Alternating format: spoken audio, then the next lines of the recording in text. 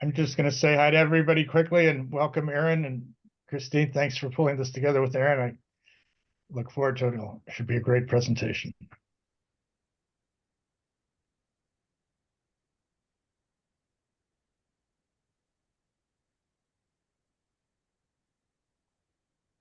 And I see that two other members of our staff, Anna Sater and Jill Callahan, are both on the line too. So welcome to them.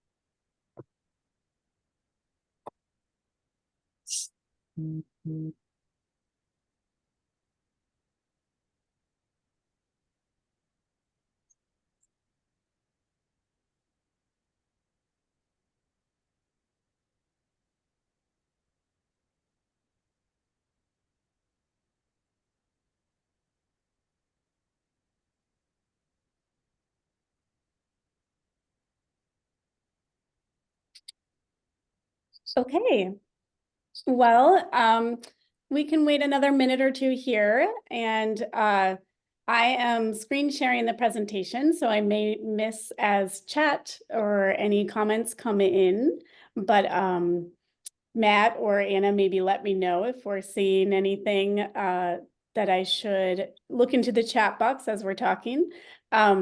While we're waiting a couple more minutes, if anybody wants to put into the chat box and share your role as it relates to students with disabilities, if you're a parent, teacher, advocate, etc. And as we walk through the presentation, we've left this open. You can unmute or enter any questions into the chat box as we're going through. We are going to have a question and answer session at the end of the presentation. And we are recording today, so please avoid providing any identifying information about your student, as we hope to post this video publicly later as well. Oh, great. Social worker.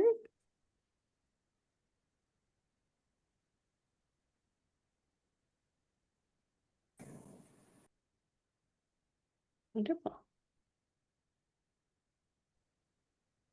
Okay. Well, Erin, maybe we'll go ahead and start as we're at 12:05 here.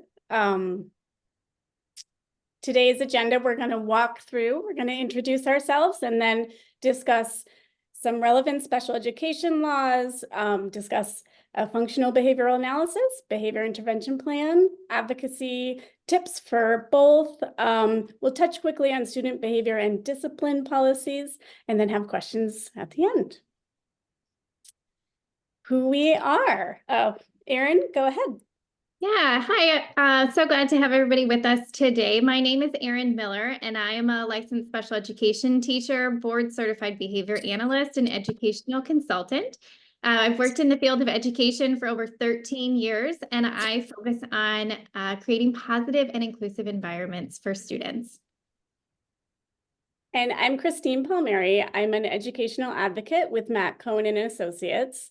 And my son is 15 now, and he's autistic. And he and I both have benefited greatly from Erin's direct support. I think around 3rd or 4th grade, he began having school-based behavioral challenges. He was an eloper. So Erin was able to support us and our team tremendously. It made a huge difference on his. I sent her. You can come in.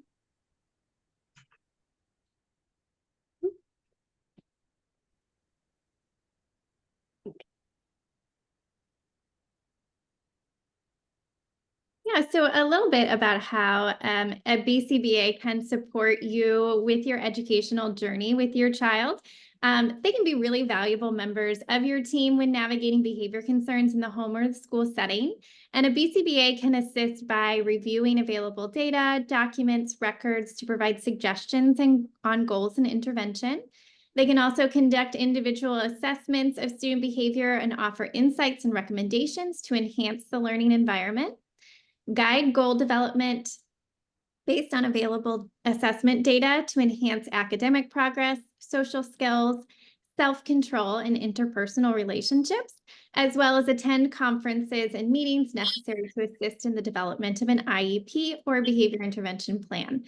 It is important to note that while all BCBAs do operate from the same science, clinic and school-based ABA have some differences. So having a BCBA or someone who's very familiar with special education law, practices, and the application of behavior analysis in the school setting is vital.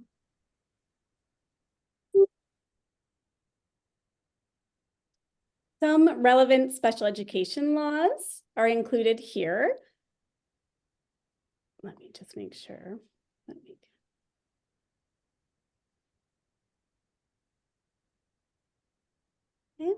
So they include IDEA, Individuals with Disabilities Education Improvement Act of 2004. So that's the federal special education law, and that covers students who have IEPs.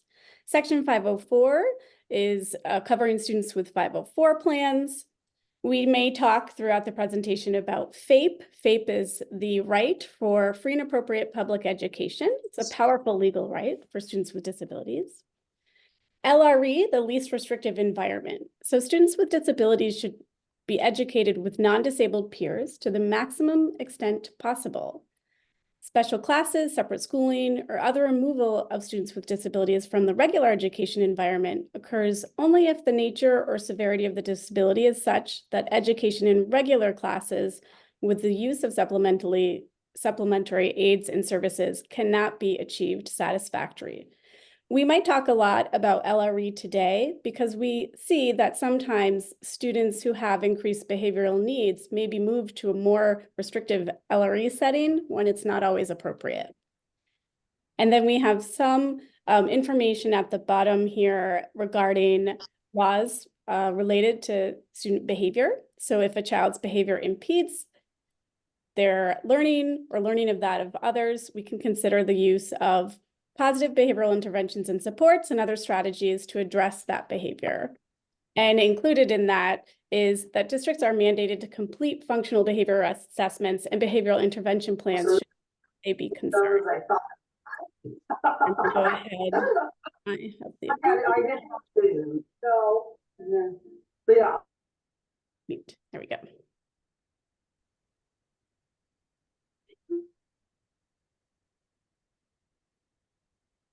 So as we move forward, what is a functional behavioral assessment?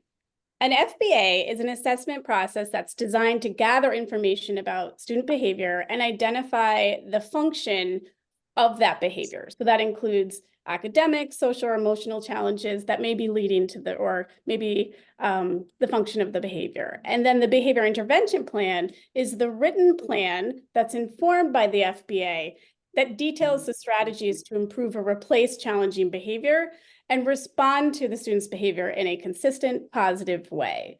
The behavior intervention plan is a part of the IEP, but it can also be a standalone document for a student's 504.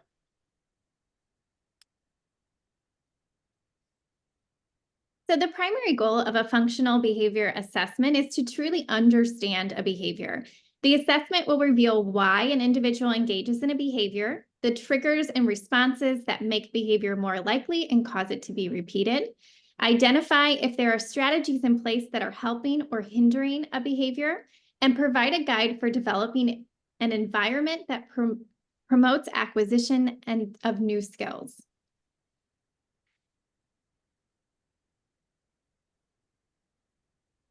So while IDEA does not necessarily outline a specific process that must be followed when conducting an FBA, research has identified the primary components of the assessment.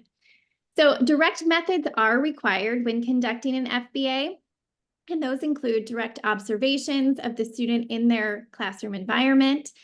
During that time, you're collecting quantitative data on the behavior as well as ABC data, conducting student preference assessments, and conducting a student interview if appropriate. We also see the benefit of indirect methods, which include records reviews, parent-guardian interviews, staff interviews, and rating scales.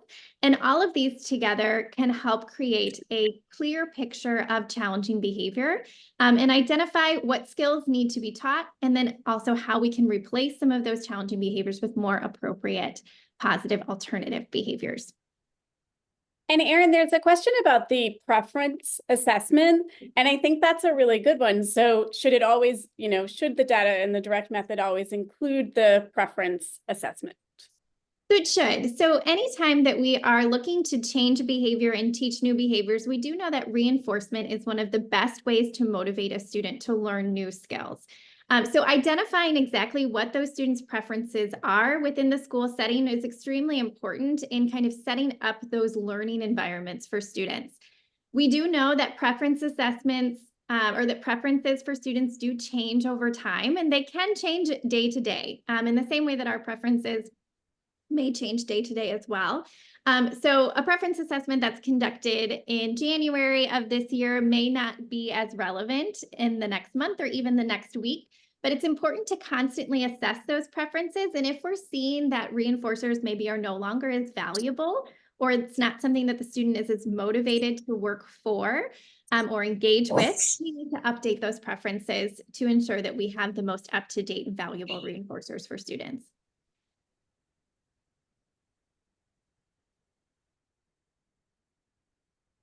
Some of the, these are some advocacy tips for the FBA, and a lot of this presentation will focus on collecting the data and how to get quality data and information. So the FBA is based on the data collection and the analysis, and we outline a couple of ways to get that information in the most effective way. So the data collection, it should be targeted, it should be specific, there should be an identified behavior.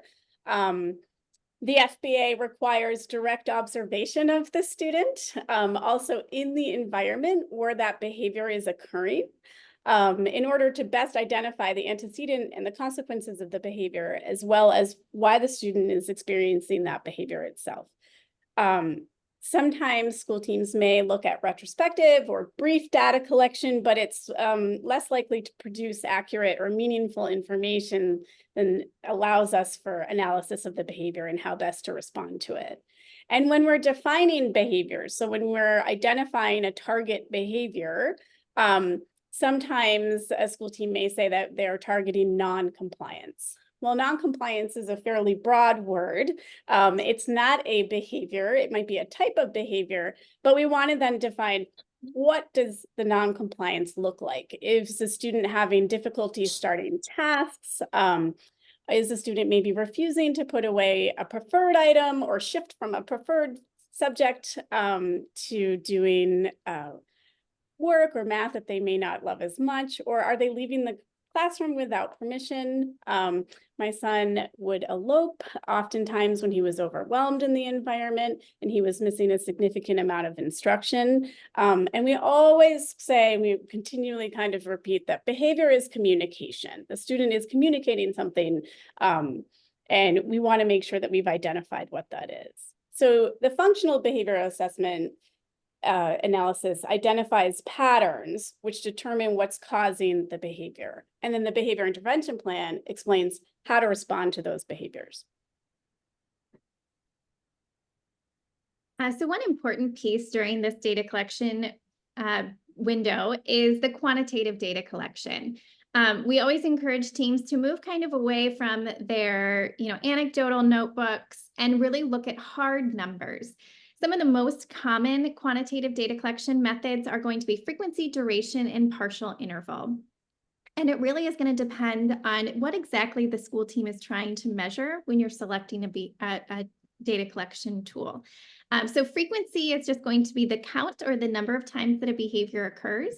This is a really great measure if you're just looking to figure out how often a behavior is occurring, and it's best to use with behaviors that have a very clear beginning and a very clear end and last about the same amount of time. So that could be like a call out, that could be like a physical contact, like a hit or a kick. And we measure this oftentimes using rate, so the number of instances divided by the time period.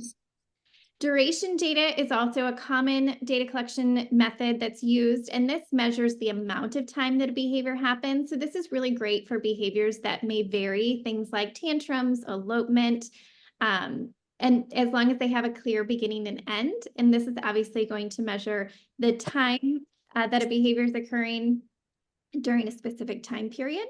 And then partial interval data, this may be a little bit less frequent, but it's really beneficial for any behavior that happens at a very high frequency. If it's happening multiple times per minute, oftentimes a frequency data collection method is going to be too cumbersome for a school team to collect valuable and consistent data. So we might recommend something like a partial interval system where you break a time period down into small intervals and you would just mark, yes, the behavior happened, or no, it didn't. Well, it's not going to provide a definitive and clear frequency of a behavior. It does kind of show us how often a behavior is happening, and we measure that by percentage of intervals over a time period. And taking this data can also really help to show how often, so that frequency and intensity of behavior and how long it might be taking a student to regulate after. Oftentimes when teams start to really dig in, they can see quickly that the behavior is impacting access to instruction. Yeah.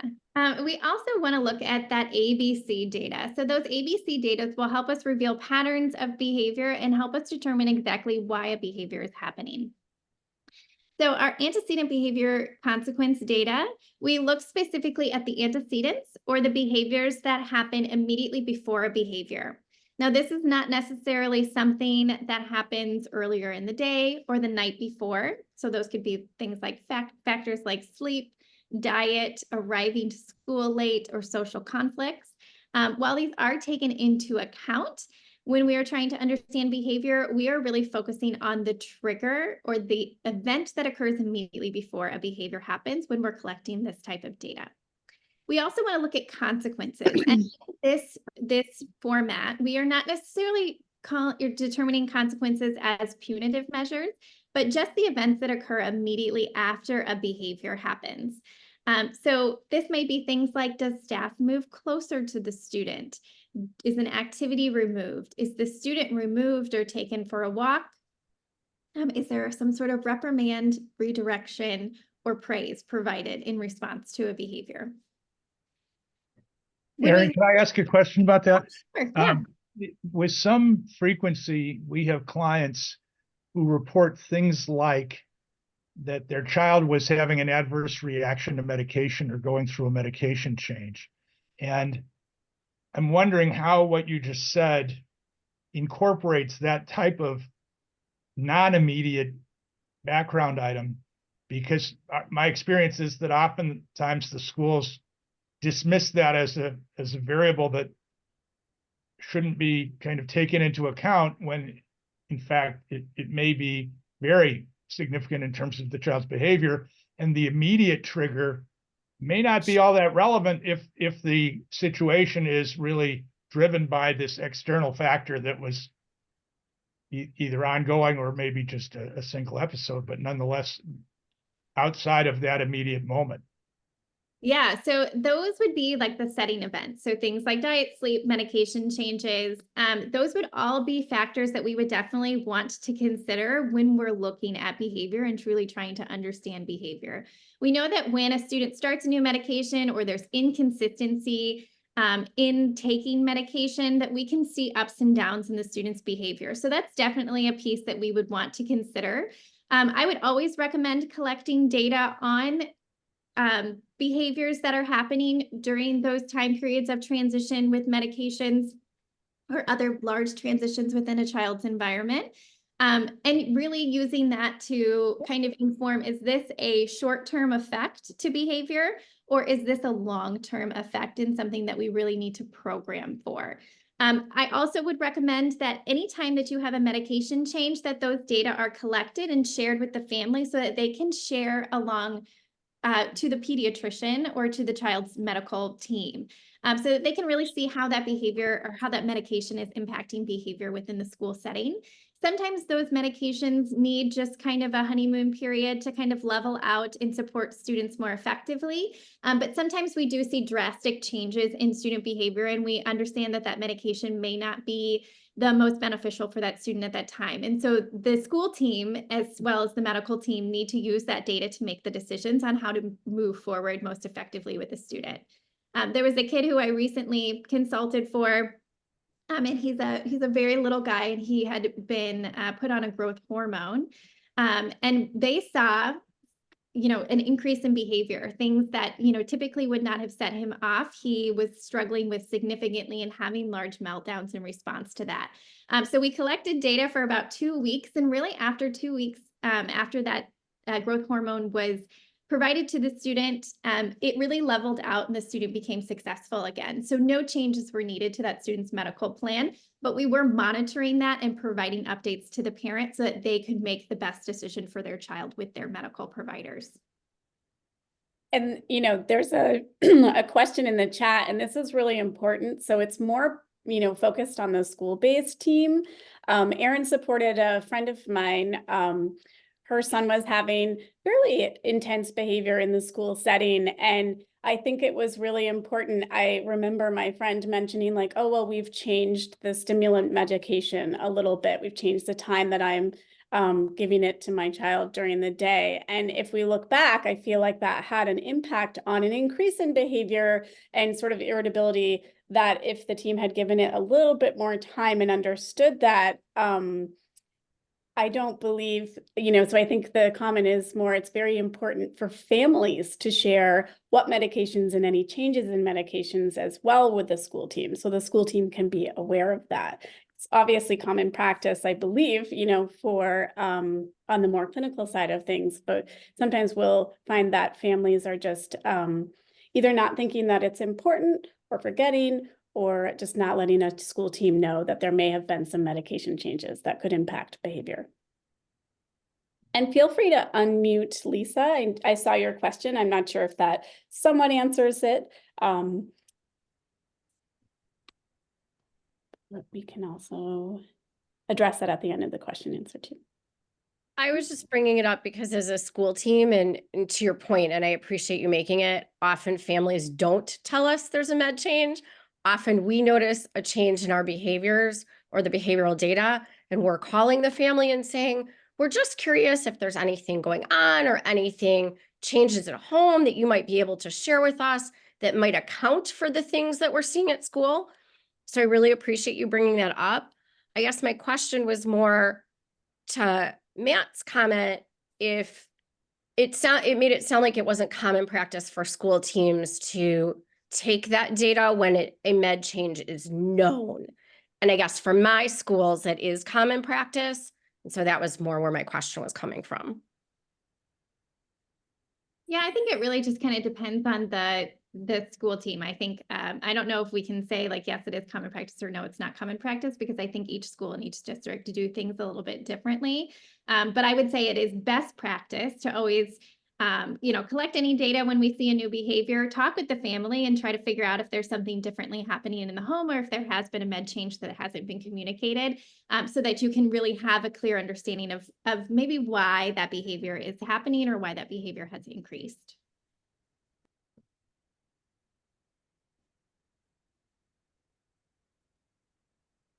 Does that kind of answer your question, Lisa? It does. Thank you. Yeah. So if we look at some of these ABC examples, we can look at we can track ABC behavior or ABC data for behaviors that are disruptive or dangerous. We can also track ABC data for behaviors of like non-compliance or low-level behaviors, but we can also look at ABC data for those behaviors that are happening that are expected. So I have 2 examples here. In the first one, the antecedent is that the student is called on to solve a problem in class. The student will pull their hoodie over their head and puts their head down on the desk. And the consequence is the teacher moves on and calls on another student. Similarly, we could see a behavior happen for an expected reason. So the student is called on to solve a problem. The student just simply says, can you call on somebody else? And then the teacher would call on another student. Now, in each instance, the student is communicating that they want to avoid responding to the question. However, the first student is using a non-compliant behavior, while the second student is requesting that the teacher call on somebody else. Collecting the ABC data when expected and unexpected behaviors occur can reveal a lot about the context in which behaviors occur. It also allows us to start to see maybe some missing skills that the student may need to acquire to address their behaviors more effectively.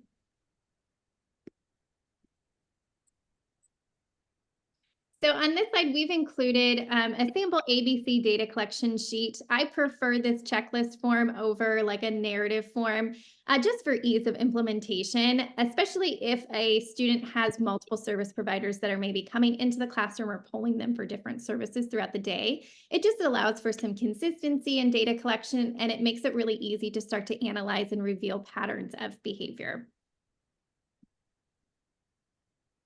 So ABC data, this helps us identify the function of behavior. So research shows that behaviors serve one or more of these 4 functions. So our common functions include gaining access to tangible items, activities, locations, possibly people. It also can be escape or avoidance of non-preferred tasks or activities, interactions, attention, environment, situations, or delaying something that's non-preferred. We also see attention. So this can be attention that's provided by peers or adults. It can also be good or bad attention. So like reprimands, but also praise. And it can include things as little as eye contact. And then our final function is the automatic reinforcement. And these are behaviors themselves are reinforcing. So this may be a student with autism who engages in some sort of self-stimulatory behavior. And really, there does not need to be a response from the environment in any way to make that behavior occur again, because the behavior itself is reinforcing. What we're seeing in our research, though, is that behaviors typically serve more than one function. So just a question for everybody who's out there, who has ever called off work or canceled plans with someone because you just couldn't do it?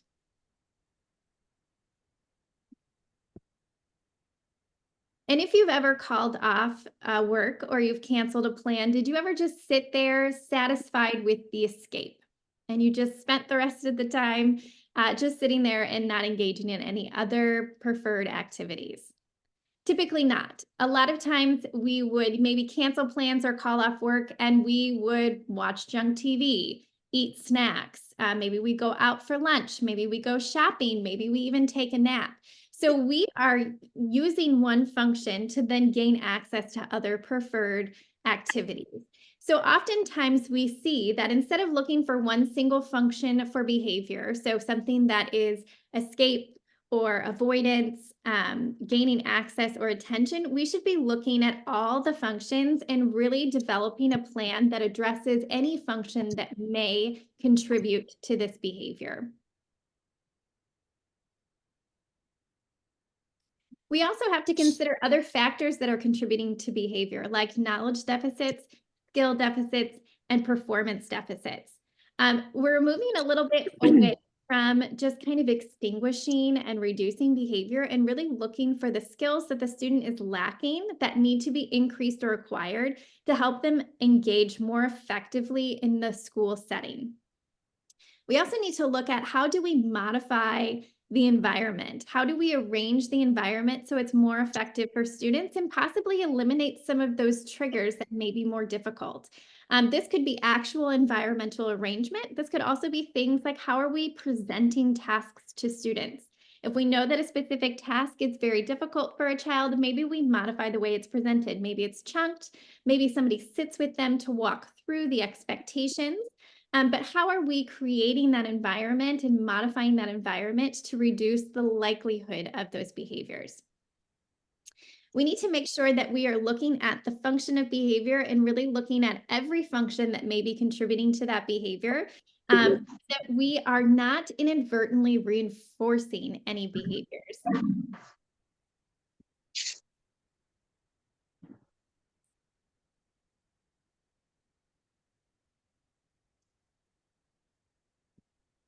And so before we jump into behavior intervention plans, are there any other questions around just kind of the FBA BIP or the FBA process and the way that we conduct those plans?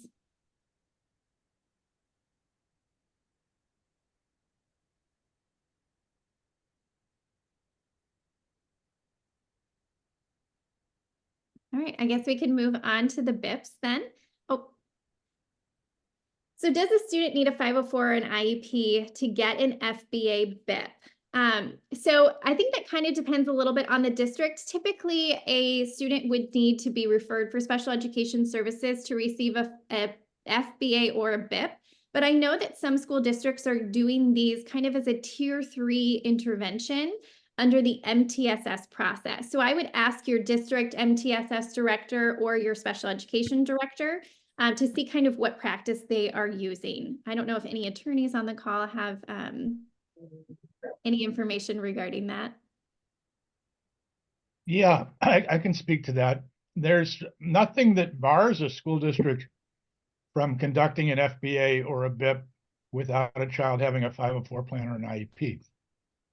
Functionally, though, the thing that worries school districts and worries school lawyers that then causes them to say no when the child hasn't been identified as a 504 IEP student is that the parent could and might make the argument, hey, that's a special ed intervention or an intervention that indicates the presence of a disability. And how come you're engaging in this isolated intervention and not referring the kid for eligibility for a case study? So it's not so much that there's a prohibition on doing it as much as it is that there's an operational concern that school districts have about what might be the implication or misinterpretation of the decision to do it without a 504 plan and IEP. And I think it's a reasonable argument to make that if a kid's having enough difficulty that they need functional analysis and BIP, there ought to be a more in-depth assessment of their overall needs at the same time. There's also a question about, you know, as a parent, guardian, do you have a say in who might be performing the FBA or discussing the BIP? And I think that's a really great question. I think you should have a say in that, and you should guide, you know, or at least provide input on where you feel like the behaviors are most challenging and who might be best to be taking that data. So for example, my son is autistic, and when he was younger, you know, if he had a preferred subject, that teacher would not believe that he may be eloping over here in math, you know, because it was his preferred subject and they weren't seeing the same type of behavior for a multitude of reasons. Either the classroom was quieter, it was he really liked reading, he liked pieces and parts in that classroom. So it was really important to make sure that the team members who are seeing the behavior are also the ones who are doing the FBA and working on the BIP. So just to put that in a legal context, I agree with Christine's answer as far as parents should have the ability to give input. But legally, all the school has to ensure is that the person who's implementing the plan is qualified to do so, whatever that is, whether it's an FBA, a BIP, or an instructional plan. And the parent can, if they find information that indicates that the person is unqualified, then they can certainly bring that up as a basis for a challenge or a denial of FAPE. But parents, unfortunately, don't get a choice of personnel as a general matter. They just have there's certainly no limitation on the ability to express a preference, but that doesn't mean the school's obligated to accept the request that the parent makes. Yeah, and I would also say too, the best practices is that the FBA is conducted as a multidisciplinary process. So it should not just be one person conducting this plan. They should look at the process as a team and kind of divvy up who's going to do different pieces of it. Maybe who's going to be responsible or the point person for data collection, maybe who's going to do some direct observations to provide some other insights. I would say too that, you know, you don't just want one person conducting it because it's only going to come from one person's viewpoint or perspective or discipline. And so really having all of those people who are familiar with the student and familiar with the process, like psychologists, if you have speech language pathologists, occupational therapists are really great when it comes to conducting FBAs and developing those behavior intervention plans for students, physical therapists, incorporating viewpoints from different teachers who teach different subject areas who may see or may not see behavior based on the student's interest in that area. and the relationship with the student. So I would say that it should not be, I know a lot of times school teams will say, look, that's kind of the social workers area. So the social workers conduct those assessments, but really the entire team should have input in that. And that also includes the parent, as you are an IEP team member as well. And there's a great question. Would an FBA be appropriate for an unexplained motor or tic type movements happening in the school setting? And I think that you just touched on the role of either the OT or the PT and the broader team. That would be a great example to determine, is the student perhaps stimming? Is the unexplained, motor or tic movement, is it a stim if they're in the classroom setting? And so sort of a movement, it could be movement, it could be making noises, it could be a self-stimulating behavior to help regulate. So that may be a good example where the OT and PT could dive in as well, and would be very appropriate to conduct an FBA to determine what the function of that new behavior might be. I think along that point too, I think it's really important to kind of evaluate, is that behavior impacting the student's ability to access curriculum? Is that behavior impacting the ability of other students within the environment to access curriculum? And we really have to kind of look at it from a disability affirming standpoint as well. Is this a behavior that is interfering with the student's ability to be socially included? Is it something that the student wants to change? Is it something that the family would like to see changed? And how exactly is it impacting the classroom environment? So I think there's a lot of factors that you would look into, but I think that an FBA would be a good place to start to see if there are environmental factors that might be impacting the tics. It's also really great for school teams to coordinate with medical professionals to see if there's any medical reason for those behaviors, and just making sure that there's constant coordination of care between home, medical, and school.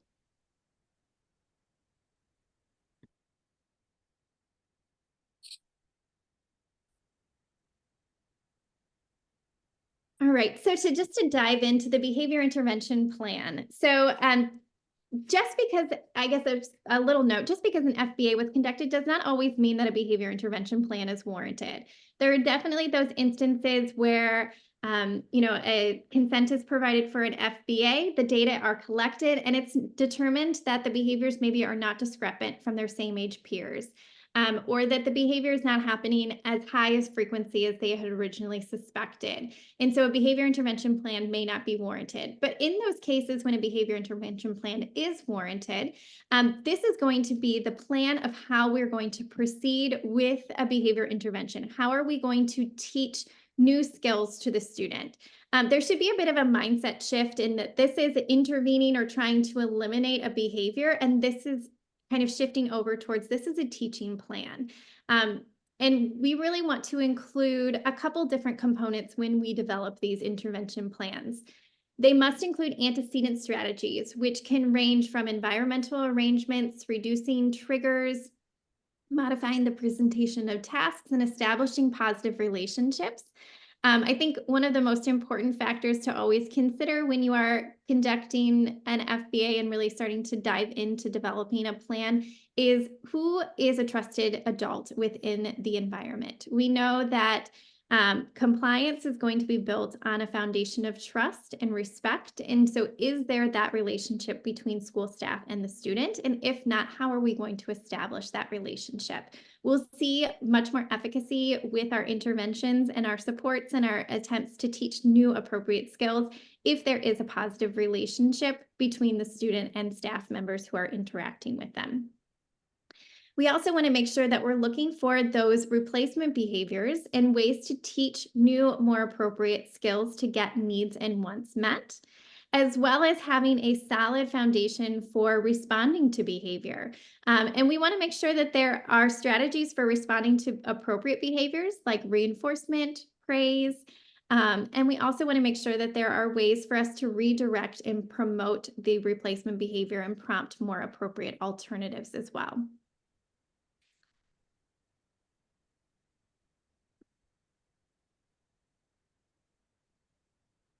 So behavior analysis is making some pretty large shifts in the application of behavioral practices across our field, with the focus being on more trauma-informed approaches. We see practices that are highlighting safety, choice, collaboration, and trust. We're moving a lot from a trauma-inducing to trauma-reducing practices by ensuring physical and emotional safety, promoting choice and control, making decisions with the individual and sharing power, improving clarity, consistency, and interpersonal boundaries, and prioritizing empowerment and skill building. So our intervention should focus on solving problems and teaching skills with an emphasis on proactive intervention with the same care and compassion that we would use to intervene on academic needs. So similar to defining behavior in the FBA, we also want to make sure that intervention strategies are clearly defined. We essentially want to create a recipe for how we're going to intervene on these behaviors so that any staff member who's engaging with that student, or if that student makes transitions to another school building or progresses on to another grade level, that they're able to apply these strategies with fidelity to improve that transition for the student. We want to make sure too that we are outlining our desired outcome, our goal for the student. So this should include the strategies that staff will put in place, what skills the student will acquire, and how those skills will systematically be taught. These goals should be written as SMART goals in the same way that we would write goals within an IEP, and they should include more details than the student will no longer engage in X behavior. We know that behavior change can take some time, and there's not always a simple fix. When we begin to change contingencies surrounding behavior, we sometimes see what we refer to as an extinction burst, when the behavior is amplified to try to get a need or want met. To minimize the effects of these potential extinction bursts, the schools have to provide or have to prioritize that skill building practice at the onset of an intervention. We also have to look at the positive, proactive, and preventative approaches, replacement behavior, skill acquisition, and reinforcement when we are developing these behavior intervention plans. And of course, with any strategy or intervention, data collection is vital. Data should be collected daily and analyzed at least weekly to see trends and make adjustments to the plan. There may be times where fidelity of implementation is an area of need if you're seeing behavior more frequently in one setting instead of others. There may also be times where a strategy needs to be modified. Can I make a comment about that?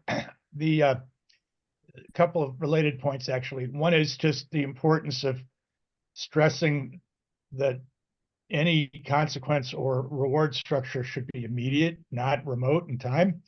And also that the methodology has to incorporate what the student can understand and do. So for example, a point system that requires the student to calculate a bunch of different variables and they have a problem with calculation is probably not going to be successful for that student, even though it might be very successful for someone else. So you have to take into account what the interventions are in relation to the specific capacity of that student. Yeah, totally agree. And I think too, whenever we look at different interventions as well, we want to see what skills are already in the student's repertoire that we can either shape or improve on. So we're not necessarily teaching something brand new. We also want to look to see what can the student kind of already show us. Maybe they can show us in some environments, but not others. And we can build on those skills that are already kind of established in a student's repertoire, making it easier for them to engage in those alternative behaviors. I think this is great. A lot of times we talk about making sure the student has wins and we're highlighting the successes. So it's not constantly feeling like they're failing on expectations that they might not be clear on. And I think that when we're talking about classroom, when we're working through the behavior intervention plan, if there is a classroom structure that might be a clip up chart or red light, green light, yellow light type of behavioral interventions that are intended to be class-wide, this BIP is a place where you can make exceptions to that class or school behavioral rules when appropriate. A student might not understand that if another student is being clipped down, that doesn't apply to them.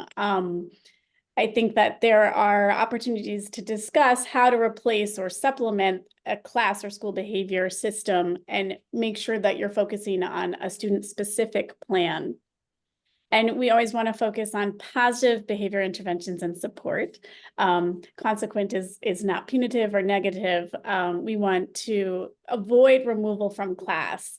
We may see some behavior intervention plans that focus on if a student is having work avoidance or task refusal, that they will be removed from the classroom or sent to the principal's office, et cetera. And I don't, at times the team is not understanding the function of the behavior is avoidance, and you're basically providing that to the student. So you may inadvertently be reinforcing that behavior. So we really want, Erin talked a lot about allowing for student voice and student choice and their sort of autonomy in the decision-making. And if a student is having overwhelm, for example, eloping from the classroom or getting to a point where they can't communicate their needs and,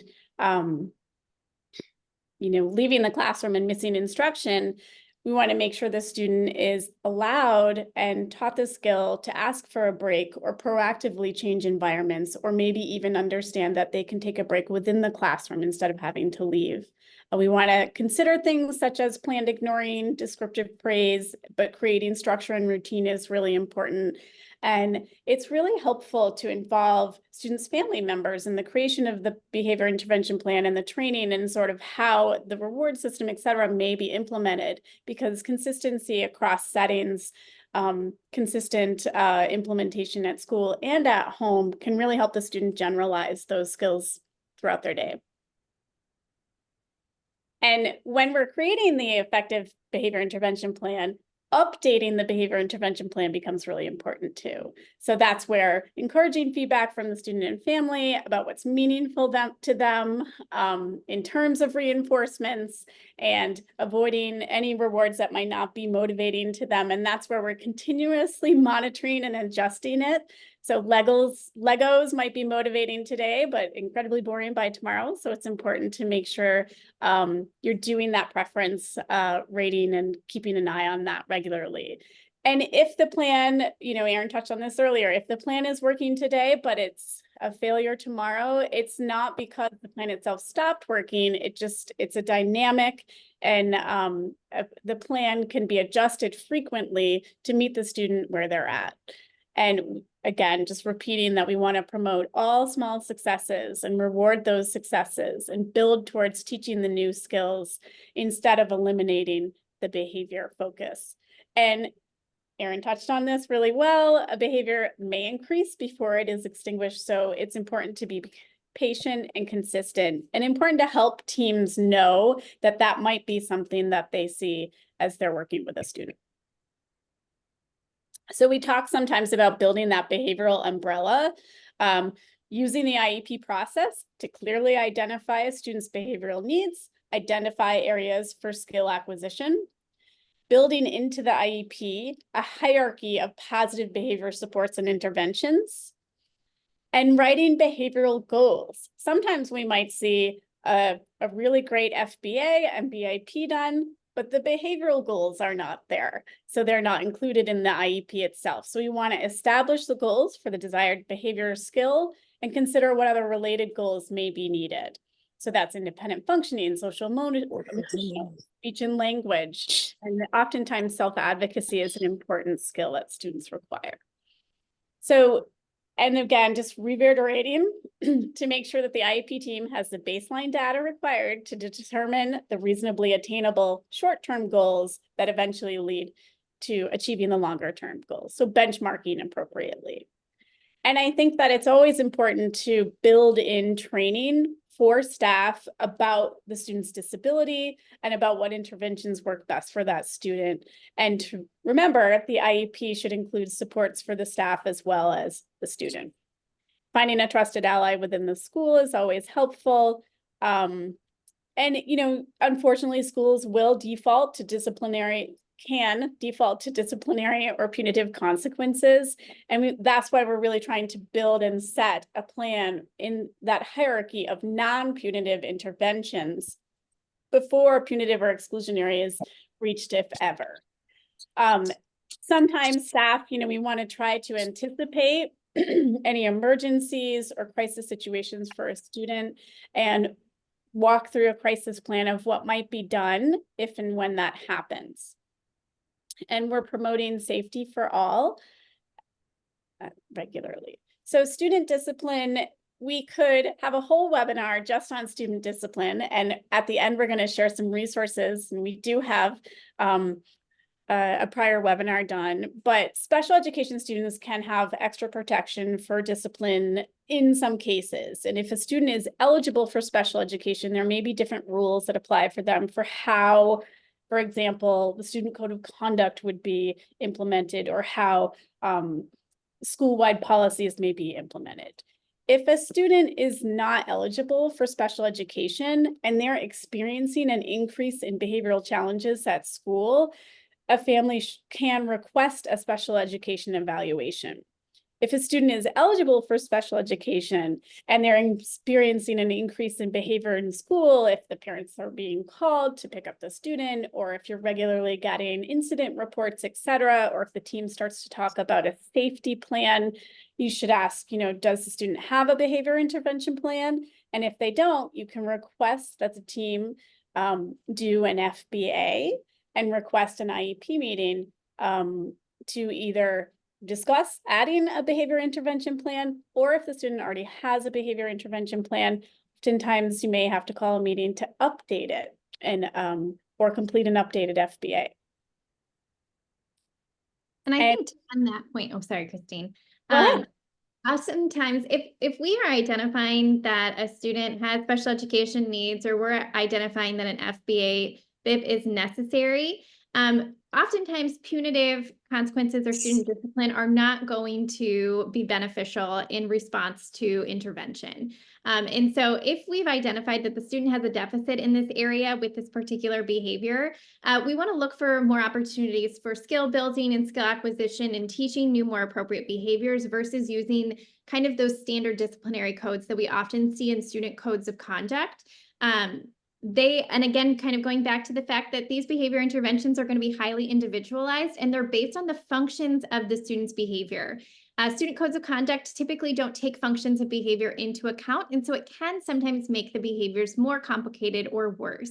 And so we really want to be very cognizant of that whenever we are considering discipline action for a student in response to a behavior. One, we've identified that this is a student skill deficit to begin with, and so discipline is not going to be effective, and we may see an increase in challenging behavior if the student is sent home, suspended, etc., because that may be meeting their function, that may be meeting a need that they are seeking using that challenging behavior. And we have some resources to share. What I can do is link them in the chat as we're talking through here. And then our contact information is here as well, both for Matt Cohen and Associates and for Erin. And we can go ahead. I'm going to stop sharing here. I'm going to share those in the chat and open the floor for any questions and further discussion. Yeah, so I did see a question earlier about what types of rating scales are typically used in conducting an FBA. In the shared resource folder that Christine is going to drop in there. Right now, I mostly have articles and some resource documents, but I can definitely link in some of the common rating scales that we see when school teams are conducting FBAs just for parent reference and kind of see there's a lot of different ones depending on student ability and student needs. And so I can't say that there would be one that's always used, but you can kind of look at some different questions that might come through those rating scales. And then some other assessment pieces that might be used in the FBA BIP process. I do see a question here from Jill that's asking, is the trauma-informed approach that was mentioned generally accepted in the field as best practice? And again, that's going to be like a school by school, district by district consideration if they have people who are trained in those particular strategies or have received some sort of training in those trauma-informed approaches. But I would say generally, pre-pandemic trauma-informed practices was definitely an area that a lot of schools were looking at. I would say even more so post-pandemic. So we are starting to see big shifts in the way that we are responding to student behavior and trying to kind of reduce any sort of reoccurring trauma for students. I know a lot of times behavior intervention plans might use something that's called escape extinction. And so it's where you just kind of stop providing any sort of response for challenging behavior and you only respond when the student is engaging in the behavior that you want to see. I would definitely say that we're seeing a big reduction in the use of kind of those zero tolerance type practices within behavior intervention. Just because it is one of those things that we're seeing is not necessarily effective for students in the long run. While it might extinguish behavior, reduce behavior in the short term, we're not necessarily teaching the appropriate skills that the student needs to continue to progress and continue to build their skills and coping strategies when other more challenging situations arise. So I would say, yes, it is something that is kind of we're moving in that direction, but it's going to be school by school, case by case basis on if they have somebody who's trained to implement those types of practices. Erin, I'm wondering too if you might be able to touch on one of the things. So Erin Miller was the director of this SBSS team previously in Chicago Public Schools, so the Student Behavioral Services and Support Department. And one of the things that you and your team did really well was ensure that there was team buy-in. So that's buy-in both for, staff and families. And can you maybe talk a little bit about how you were able to do that and ensure that there, it's sometimes challenging to get team buy-in. Yeah, so I think that comes back to the point of that the FBA should be conducted as a multidisciplinary practice. And everyone should have some way to contribute to that plan. And so a lot of times whenever we would do consultation with teams, we would assist through the process. We might do some observations and provide some recommendations. But really when it came down to it, it was a team of people sitting around a table saying, yes, I agree with that practice, or yes, I agree with that intervention, or yes, I already kind of do that, but I can change the implementation of it. So it should never really be a plan that's just handed to the team and said, here it is. It's wrapped up with a bow and you guys should be able to implement it with fidelity. It really is kind of a molding of the minds and everybody's bringing something to the table. A lot of times too, while behavior intervention plans kind of are derived from the field of behavior analysis and the principles of behavior science, it is so important for different disciplines to be able to provide resources or interventions or supports from their own practice. So we would never expect a social worker to step in and just implement behavior analytic practices. The same thing with like a speech language pathologist or occupational therapist or special education teacher. So it really is kind of coming together, reviewing the data, talking about what do they see in the data, what do other people see in the data, having those shared agreements. A lot of times too, it's really, really diving into that student's history and saying, I saw in the records review that ABC has happened in the student's past. How have we addressed this, or how are we going to address these things to provide the student with better support within our school environment? We need to start to move from kind of responding to behavior and really looking at those flags that students are showing us that they are seeking intervention, that they're seeking some sort of support, and being a little bit more proactive and connecting with other resources and support versus just responding to behavior, trying to extinguish behavior. I think a lot of times whenever you come together as a team and you really talk things through, you meet regularly, you look at the data, you talk about your next steps, that's going to be where you get more fidelity and buy-in versus kind of saying, well, this is just the practice and this is how it needs to happen. It's really a collaborative process where everybody brings a little bit to the table so that they have their own personal buy-in in the practice.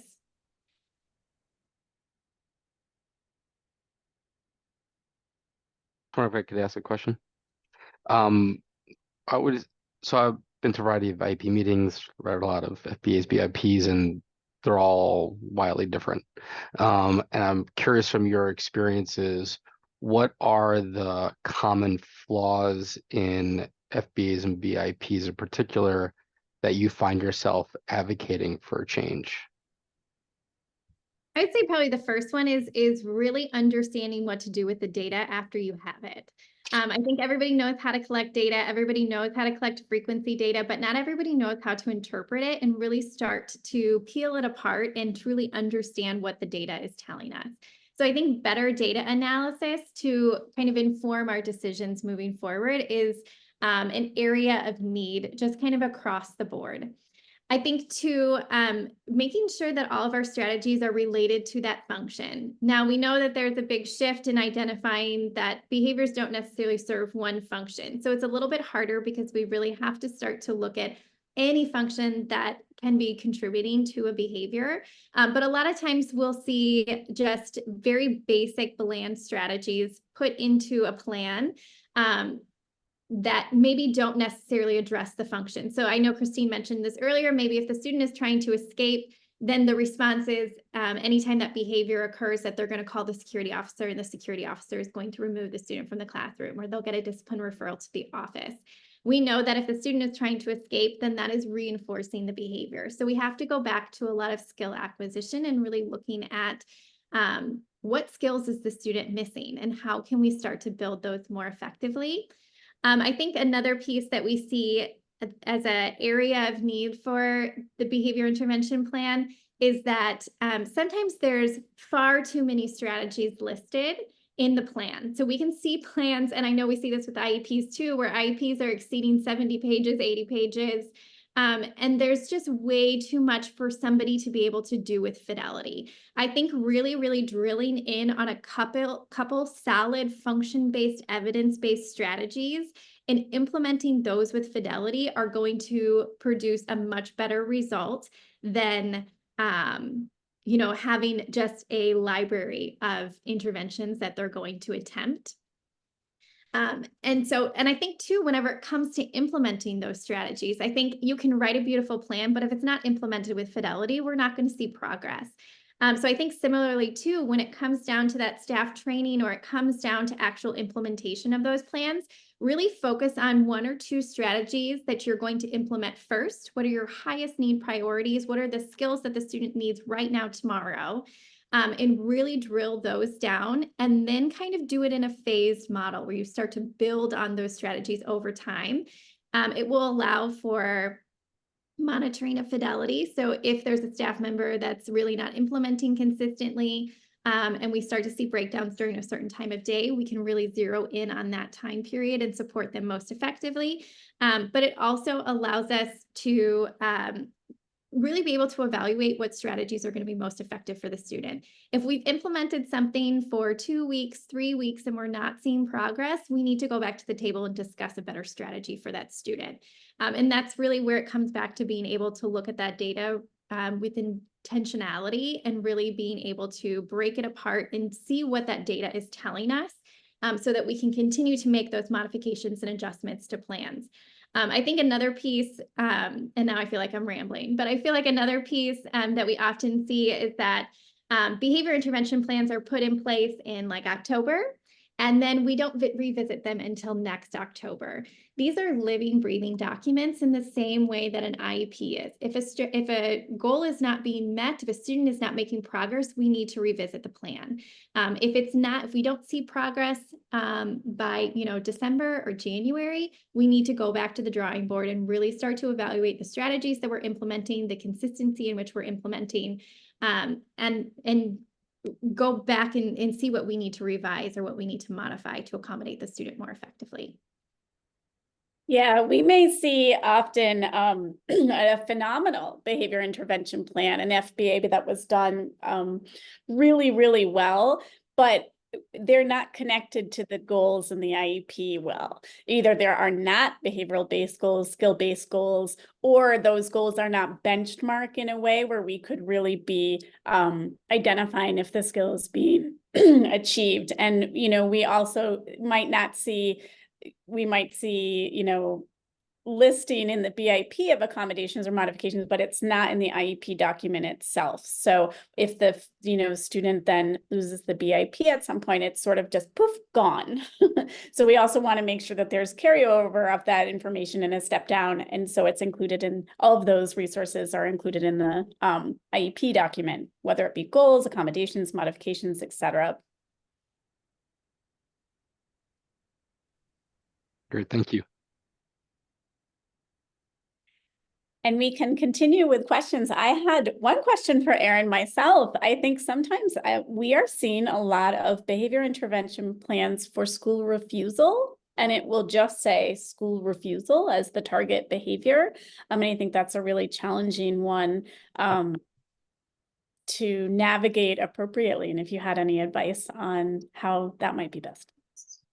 Yeah, so school refusal is a tough one just because the behaviors are happening outside of the school environment. So it's really difficult sometimes to monitor school refusal and to intervene on school refusal without true parent buy-in. And I think too, with that, there's a phased approach. I think there's different intensities in which school refusal happens, where the student just is refusing to even leave the home versus maybe they're struggling to get into the door or they're struggling to stay for longer periods of time. And in my experience, I think sometimes with school refusal, we have to kind of go back to celebrating the small wins. Maybe if we can identify a couple classes that the student really enjoys, that they'd like to attend, focus on those classes first and build in more, more classes and extend the period of time that the student is attending school. But I think that this is another one that's highly individualized, and we have to kind of meet the student where they are and build those skills to be able to get them back into the school building or get them to stay within the school building for long periods of time. So I think being very specific in your definition. So yes, school refusal, but are they refusing to get out of bed? Are they refusing to leave the house? Are they refusing to get out of the car? Are they refusing to stay for long periods of time? And be very specific about that behavior definition in the same way that we would very specifically define aggression or property destruction with examples and non-examples to make it very clear exactly what we're dealing with. It also will help us whenever we look at intervention, be very intentional about how we're going to kind of phase that model for that student and how we're going to develop those behavioral strategies for that student. That's great. Any other questions? Feel free to chime in or in the chat.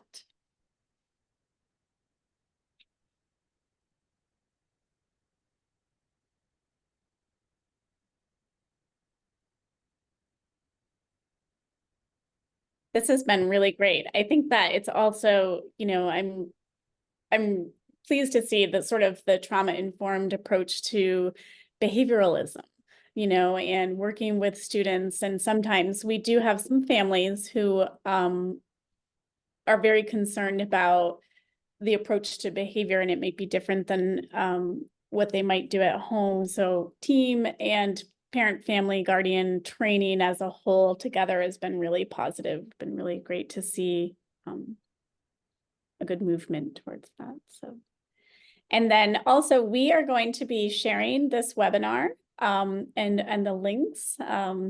So feel free to reach out to Erin or Matt's office or I at any time with any further questions. So I can do a last call for any questions and check in the chat here. Well, and so this is a really good question.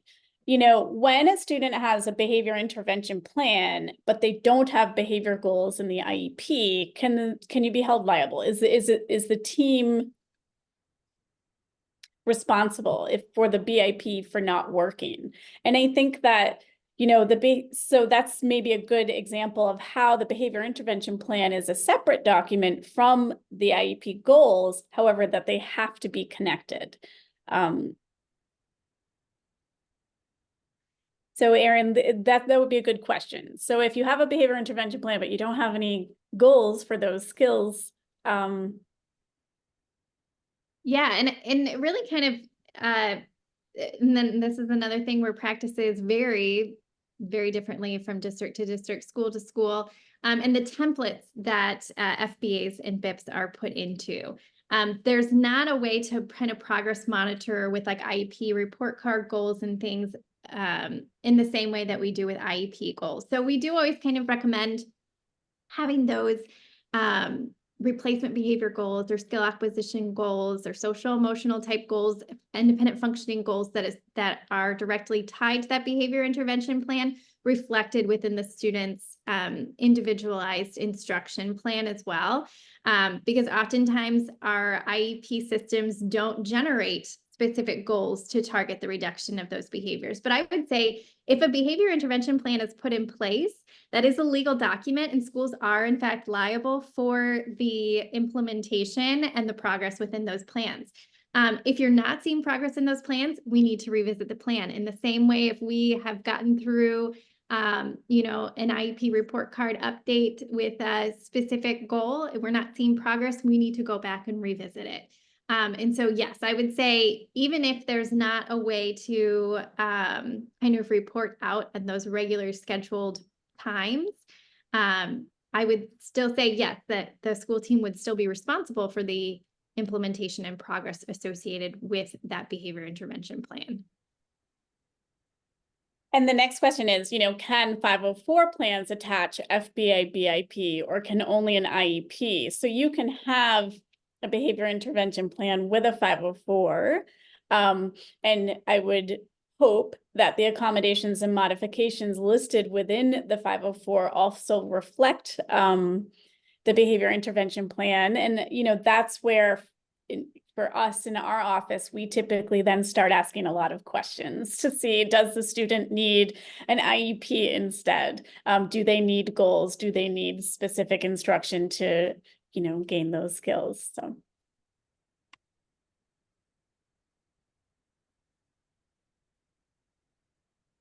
Any other questions?